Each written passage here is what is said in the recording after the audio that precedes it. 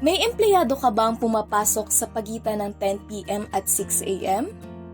Sila ay dapat makatanggap ng night shift differential.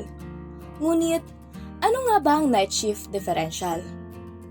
Ang night shift differential ay ang dagdag na bayad para sa mga empleyadong nagtatrabaho sa pagitan ng 10 p.m. at 6 a.m. Sino-sino nga ba ang maaaring magkaroon ng night shift differential?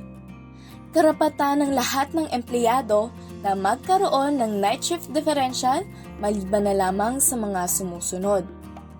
Mga retail and service establishment na kadalasan na nag-eempleyo ng mas mababa sa 5 manggagawa.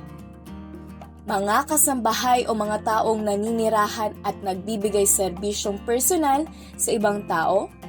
Mga tauhan na regular na gumaganap ng kanilang tungkulin na malayo sa kinaroroonan ng negosyo o mga field personnel.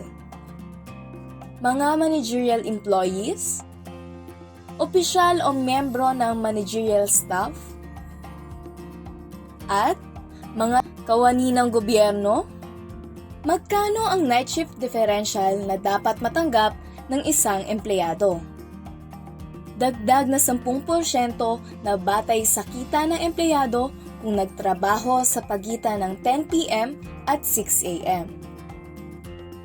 Narito ang mga multiplier kung paano mag-compute ng night shift differential para sa mga ordinaryong araw, scheduled rest day, special day, at regular holiday.